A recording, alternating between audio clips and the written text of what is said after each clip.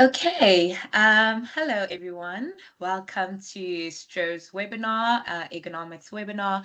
Today we have Phumla Motsa. She is the founder of Motsa Occupational Therapy, an ergonomics and workspace productivity consultant. And today she'll be giving us a chat and a talk on how you can optimize your remote workplace and how you can optimize it for productivity. I'll be handing it to her, and we can't wait to learn a lot from you, Pumla. Awesome. Thank you so much, Garaba, and thank you, Stroke, for this opportunity. I'm really, really excited to just chat to you guys about optimizing your workspace for peak performance. So now my assumption is that you are hopefully sitting at the place that we're going to be working through. So in the next 25 minutes, I really want to give you an opportunity to change things as we go along so that by the end of the time that we have together, your workstation does not look exactly like it does right now. I want us to be able to make this a practical session so that you can be able to change like one or two things as we go along. So I am going to give a few pauses in between just to give you time to shift or adjust things as I train and as we go through this webinar. So, really, what you're going to learn today, and what I aim to do, and what I've been asked to look at, is how to move you from potentially feeling unsure about your workstation at the moment to being able to like select the right equipment depending on where you're working and what you're doing, to look at how you can create healthy habits that will specifically look at your productivity and your performance, and how to basically overall work smarter in your workspace where you are from a remote point of view. And so whether you are working maybe hybrid, so sometimes you're in the office and sometimes you're at work, and we just need to look at ways that from wherever you're working, you can reach kind of that peak performance to be able to do the best work that you can at all times, because we understand the importance of creating a workflow and work processes that enable you to work. The other thing we really are focusing on as healthcare practitioners is really looking at reducing the risk of musculoskeletal injuries. And what I mean by that long word is basically any pain people might have in their wrist, in their neck, or in their back. And these injuries often will occur over cumulative, so over a long period of time. And I'm going to just take you through like a few articles that are associating those type of pains with workstation, or how you basically set yourself up. So we're really on a huge drive to reduce the risk of musculoskeletal injuries that are associated specifically with poor workstation setup. And if anyone in the room has been in any sort of pain, any sort of chronic pain, or um, pain that's basically lingered on, how debilitating that can be. You know how frustrating that can be. You know how painful that can be really to your positioning and to your ability to do your work for a long time. So, just a quick story when it comes to chronic pain and just the impact that it can have. So, I was originally working in corporate at Alexander Forbes, had the beautiful desk and chair, and the whole setup basically decked out for us as we went in. And then about 8 years ago, I stopped working and transitioned into working from home. So, this was pre-COVID time. And I mean, I just picked up whatever I had, right? My son had a desk, there was a chair lying around, and I started writing reports for 10, 15 hours at a time. Within a certain period, my shoulder started getting a bit sore, and I'd go to the physio. Then I went to the bio, then I went back to the physio, but the pain didn't go away. And often I would get the feedback, you need to change your workstation, you need to change your workstation. And you think I would know better as a therapist myself, but I just put it off until eventually I couldn't handle the pain any longer, and I changed my workstation. And that then reduced the frequency of the pain. I still had to go for intimate therapy just to help with the pain experience, but it reduced the level of pain that I also experience.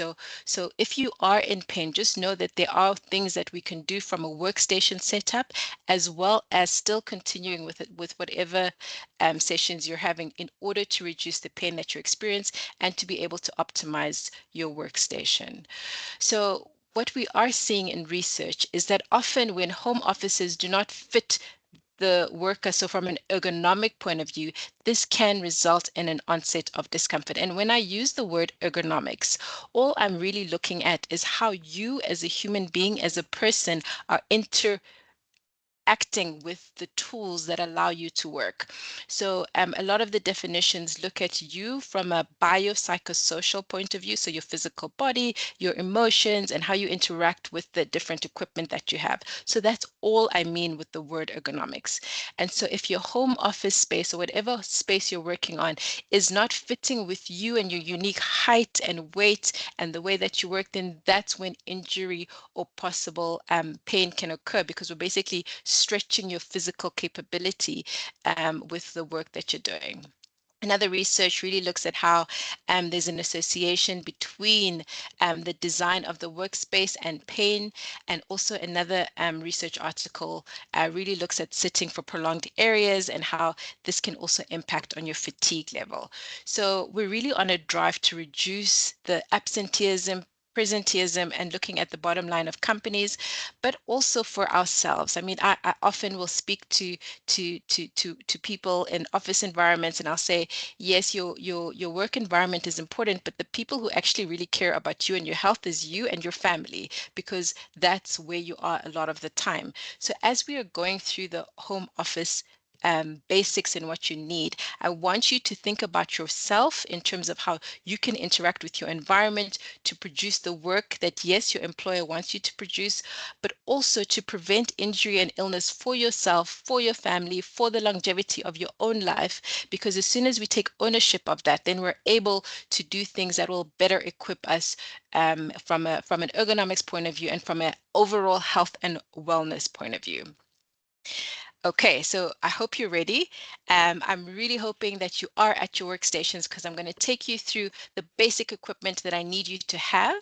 And then following that, I'm going to give you 3 quick action items that we're going to enforce in the next 10 to 15 minutes that we have together. I hope we'll have a bit of time for questions later after the session. And I really look forward to getting your feedback and getting your interaction. So if we look at basic equipment, and when I'm talking basic equipment, the first thing is a desk. And I'm saying this specifically out loud, that I'm not expecting you to be sitting on your bed and typing away furiously. I don't expect you to necessarily be sitting on the floor and typing furiously. We want to have the right equipment if that's going to be the workstation where you are sitting mostly. So please, please, please, I want to make sure that you have a desk, and whether it's a high counter, it's fine. Whether it's just a normal size desk, it's okay. We'll talk about how you can adjust yourself based on where you're sitting, but a desk is really important. And then you also will need a laptop raiser. My assumption is that most of us are using laptops. And so a laptop was not created for extended periods of time just because of the positioning of it. And so if you put a laptop without increasing the height of it onto a desk, you'll immediately go into flexion. So your neck will immediately be going down, and that causes strain in your neck, and we do not want that. So we want you to be able to raise it. So another basic piece of equipment is a laptop raiser, or even like a box like I've put there, that could just raise the laptop. It's just the heating sometimes is a bit of a problem. So I do think investing in something that is ventilated works really well. And then because we're going to raise your laptop, the next thing that we're going to need is an external mouse and an external keyboard. This is just to make sure that you are in neutral position at your shoulders and at your elbows as we're working, because if you do not have an external mouse and an external keyboard, once you've raised the laptop, then you will go into high flexion. And again, we do not want that. We really want you to be in a neutral position. The other thing that you will need is an adjustable chair. So I've got a beautiful chair there, but it doesn't have to look like that, but it does have to have the basic elements that would require us to either move the chair up or down, or you want to be able to move the chair to the back or forward, and you want the armrest to be able to go up and down. So those are basically the 3 main things I look for when I'm looking for a chair. That your armrest can go up and down, your backrest can move backwards and forwards, and the whole chair can either go up or down. But don't you worry, if you do not have an adjustable chair where you currently are seated, you can also play around with equipment. That's why I have the towels there, just to show you that that could be something that we could use if you are feeling pain in your lower back. So this is the basic equipment that we need. And now I want to take you through few action items that you would need. So I'm just going to give you a quick minute if you need to get any of these things, because we're going to start now with the adjustments that we need to do.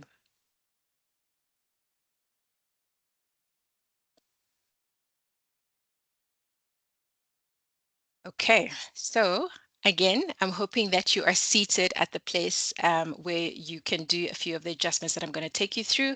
We are talking about ergonomics. We are talking about how you, as the user, are interacting with the equipment that's around you.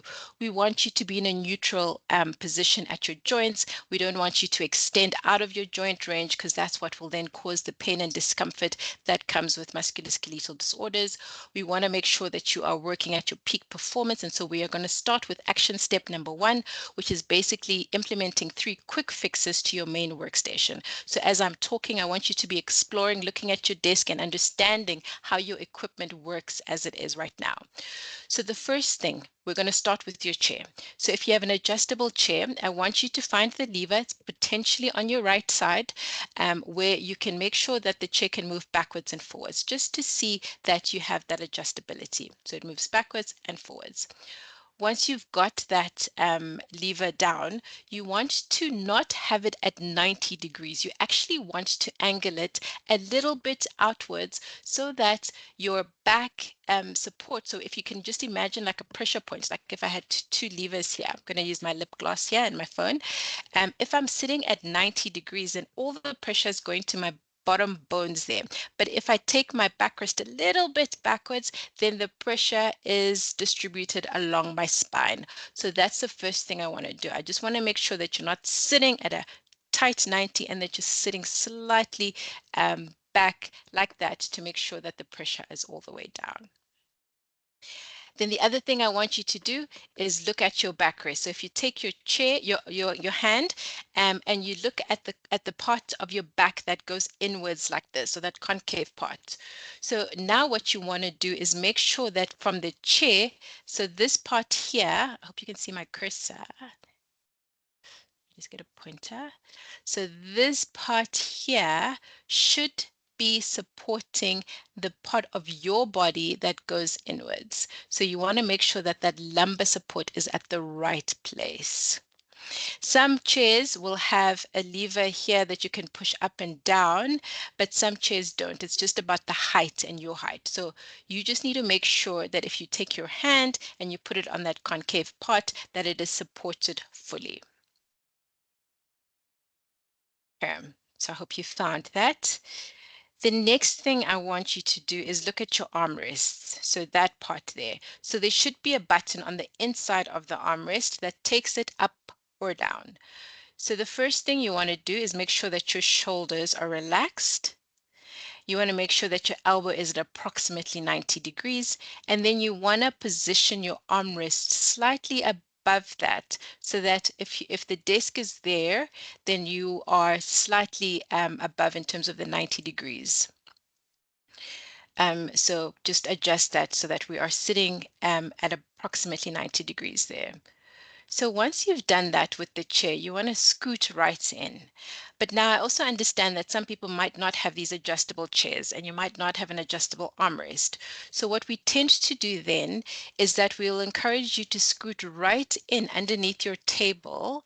And from the table, then you use the actual table as your armrest support. It is important for you to support your elbow. So if you do not have an adjustable armrest, or you have no armrest whatsoever, then I encourage you to scoot right into the table to make sure that your arms are supported. At the same time, you need to make sure that you're at about approximately 90 degrees at this point at your knee, And you want to make sure that there's a little bit of space between where the seat ends and the back of your knee starts. So we call this the popliteal area, and we basically do not want these two to be touching. We want there to be a bit of space just to allow blood flow and circulation there and there so that there's no restriction. So you want to just make sure that 2 or 3 of your fingers can fit in that space that is indicated. And then finally, you want to make sure that your feet are at about 90 degrees flat on the floor. If you are blessed with height, then you'll be okay. But if you are maybe slightly smaller in stature and short, then you might need to put a box or something to make sure that your armrest, that your foot is in the right position, because you will have adjusted your chair depending on the table and the desk. Then the other thing I want you to just quickly do while you are seated is to put your arms straight out in front of you and make sure that your monitor or your laptop is approximately 1 arm length away from your eye. The key here is that vision will drive posture. So if it is 1 arm length away, but you still can't see and you're doing this, then I would encourage you to just bring your monitor slightly closer, because your eyes need to be able to see whatever it is that you're working on. If you happen to have more than one laptop or more than one screen, then all you want to do is just make sure that the monitors are close to each other so that you are not extending too far to the left or too far to the right. You want to be in a neutral position and maybe just move slightly, like 10 or 20 degrees to the right or to the left, depending on the positioning of your monitor or of your screen. And then the height of the monitor, and you can actually angle monitors up or down. You just want to angle it slightly up, and if you look at the mannequin here, you want to be able to put a straight line there so that you are seeing whatever it is. But the key thing for me with this mannequin description is that, one, your vision will drive your posture. So make sure that you can see what it is that you're looking at. Otherwise, your body's going to contort itself, because we are all focused on productivity and getting things done. And so your body's going to do whatever it needs to do to get you to do your work. So you need to make sure that you are seeing it clearly and that you're at a 90-degree angle. Shoulders must be relaxed. You must be at 90 degrees at the elbow, and then you can type. And so if you need to crank your chair up or down, then you do that. Make sure that your backrest is okay. You've got a bit of space in this area, the popliteal, and that your feet are at 90. If you need to raise your laptop with a few books, you're going to do that to make sure that you are at the right position. And then you're obviously going to have an external mouse and an external keyboard to help you with that. Okay. I hope that everyone is seated correctly now. Unfortunately, I can't see you, but I will give you an opportunity at some point to put in the chat what you have changed. I look forward to seeing what you will have done. So that was action step number 1. Action step number 2 out of 3, the 3 action steps I'm going to give you, is looking now at personalizing your workspace. The amazing and great thing about working at home, working in a remote space, is that you can actually personalize it to yourself. Now, within my field as an occupational therapist, there's a lot of research around sensory profiling. So if any of you have kids that have gone for OT, you're going to know that there was potentially like 1,000 questions that you were asked, and the OT helped with sensory integration. That same process obviously works for us as adults as well. So step number 2 is understanding your own organizational style. It's understanding your sensory style and understanding your aesthetic style, because all of those factors will help you to be more productive if you are working with almost like your innate way of doing things. And what I basically mean about this is that you have certain threshold when we look at our senses. So as an example, let's use like smell. So smell, people will really be sensitive to it, or will not be as sensitive as other people. As an example, I have quite a high threshold for smell. So I have Yankee candles all over my house. And that smell helps me in terms of activating when I need to do a report, because that's just something that I've taught myself to do in order to work. My reports take about 15 hours and they are very boring. And so I really had to be creative about how I become productive in that space. And so one of the things that I've done, knowing my sensory profile, is use that to optimize my productivity. Another person perhaps likes to see visual things or likes to see nature. So what we would encourage that person to do is have a plant or something that they enjoy seeing, because that will help them also to manage their sensory levels. When it comes to your sensory levels, what you have is an optimal arousal level that fluctuates very naturally during the day. And so what we're saying from an ergonomics point of view is we want to use sensory stimulation to help you to be optimal and productive. I have a colleague by the name of Dr. Anne-Marie Lombard. She has done lots of studies on this and she's got resources available if you are interested in understanding what your sensory profile is. And then there are also tips to see how you can integrate that into your space. Another thing is your organizational style. Some people like to see things that they need to work on. Some people prefer clutter to be away. So you need to know what works for you in order for you to be able to optimize your style and to be able to work. And then obviously aesthetic style. Some people love like loud colors, and some people just shy away from that. Again, know what you need and then work towards it. So if you have a plant or something that you want to bring in, you can do that because that'll help in terms of optimizing your productivity. And then action step number 3, the final step that we're going to look at, is to look around your space and see where you want to do what work. So this we call task analysis, where you basically choose where you work based on the tasks that you're doing. Currently, I'm presenting to you guys. I've got a stand desk set up here. So I'm standing because this is how I present best. When I'm writing my reports, I'm probably at my desk over there seated. But the movement and changing is what I want you to incorporate into your workspace to help you from a productivity point of view. So you can look around your home space or your workspace where you are now and figure out what type of work you want to do where. Some of my clients, when they're on calls and they don't have to be necessarily in front of their computer, will find another maybe sunny spot in a different part of the house that they will use for that particular task. The point is to identify what will work for you and use that to your advantage in order to work on your productivity. The other thing with movement breaks is drinking water will force you to get up and move, and the whole changing of your positioning is what we are looking for in action step number 3. So just as a quick summary, action step number 1 was setting up your workstation using your chair, just to sit in the right position where you're neutral. Action step number 2 was understanding your sensory profiling and what you enjoy and like to do and setting yourself up for that productivity. I gave you an example of how I will use a candle to help me to study, or to do my work. I also gave you an example of standing when you're doing certain types of work.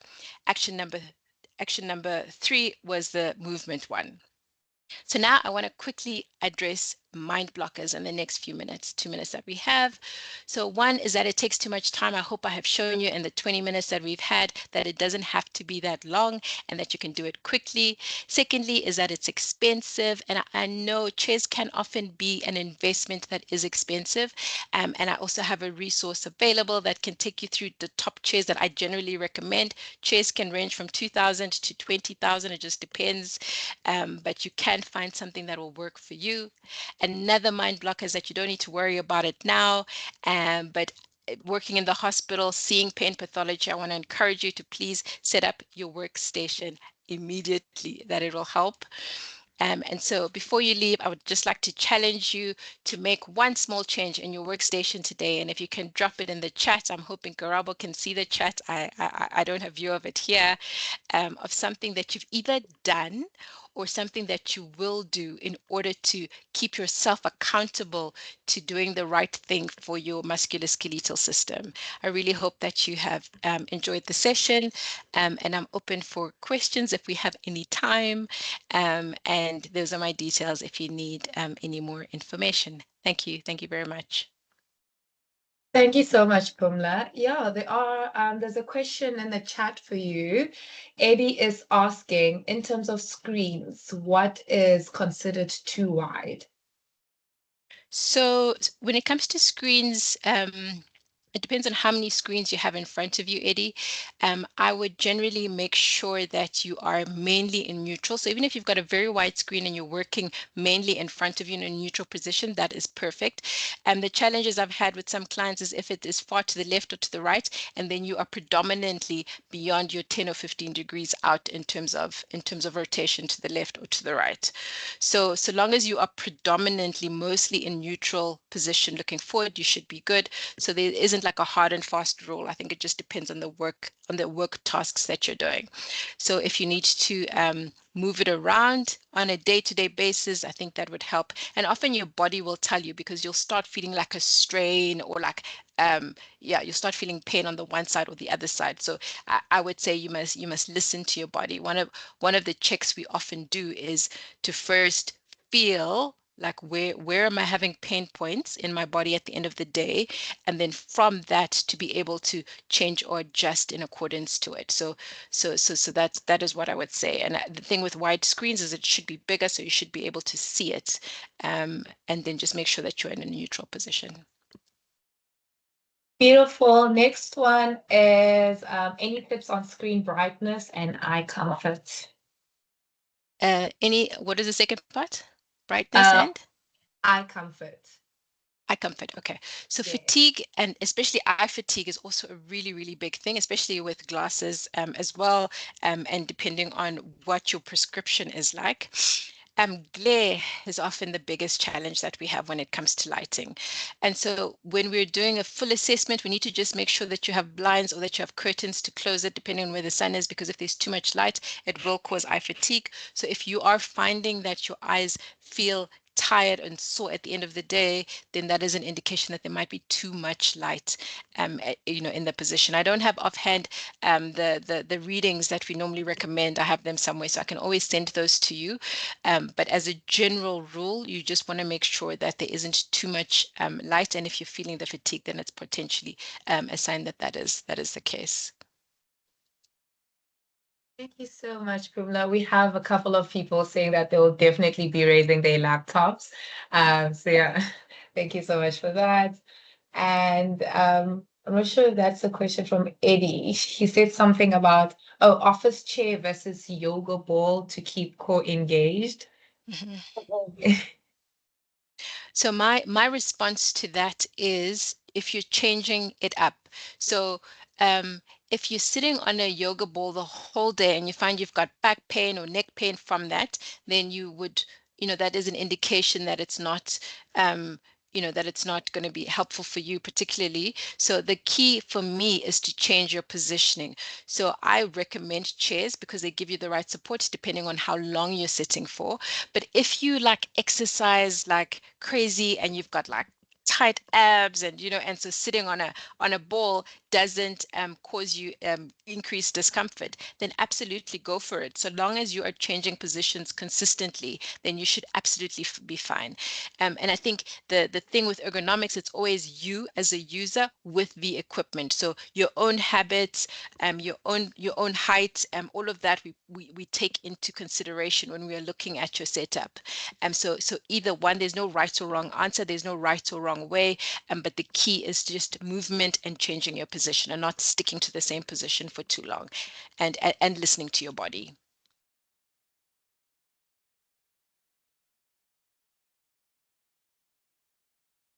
Okay, perfect. We have a comment, another question. Magdalena says she doesn't have my office space doesn't have any windows. What do you suggest? Then you need to use external light. Try get soft lighting. for that. So not like harsh white bright light, but softer lighting just to help with your eyes. And then you just want to position it to either side to look at whatever it is you're working on, rather than brightly into your own eye. So if I was positioning it, instead of putting it behind my laptop, I would position the light either to this side or that side so that it's shining on what I actually need to read. So yeah, so that's what I would recommend for that if there's no natural light. Natural light is the best in terms of having a window, but obviously then you also need to manage the glare. And sometimes you need to check your glasses as well.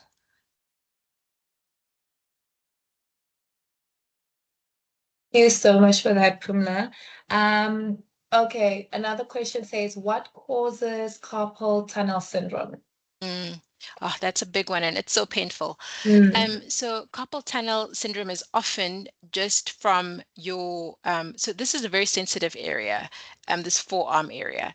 And so if you are pressing onto something consistently and shifting it around, then that I mean, there are many reasons, there are many causes of it, just, but from an ergonomic point of view, that can impact and cause the carpal tunnel syndrome to come through. So sometimes the angling, so there's lots of different equipment, right? So we want to have your wrist in a neutral position as you're typing. It can be slightly extended, but you don't want it to be in full extension, and you don't want it to be deviated to the right or to the left. And to manage carpal tunnel syndrome, one, I mean, I don't know if you've had surgery yet or anything like that, but that's one way just to decrease the pressure around with your tendons around that area. But there's also specialized equipment. So there's different keyboards. I mean, I didn't have time to go through it in our session now, but you can have a split keyboard where the actual keyboard, this is not one of them, but is designed in two parts. And that would help with your positioning. You also have different types of mouses that you can use. Some of them are slightly bigger, some of them are slightly smaller. Again, all in an effort to keep you in as neutral, slight extension as you're typing. So what you want to do is try and make sure that you're not hurting this part of your wrist as you're working. Yeah, I'm really sorry about that. It's dull and it's like consistent pain with the carpal tunnel. But there is equipment that we can recommend that should help as part of a overall process in managing your pain experience. Okay, perfect. I do not know if there are any more questions from the session. Thank you so much, Pumla, for that wonderful and informative session. Everyone who's still on the call, Jared shared a feedback form. If you could just quickly give us some feedback on the session and also recommendations on what the next webinar should be, would greatly, greatly appreciate that. Yeah, I think that will bring us to the end of the session. Thank you so much, Pumla. We truly appreciate it. Absolute pleasure. Thank you everyone for your time.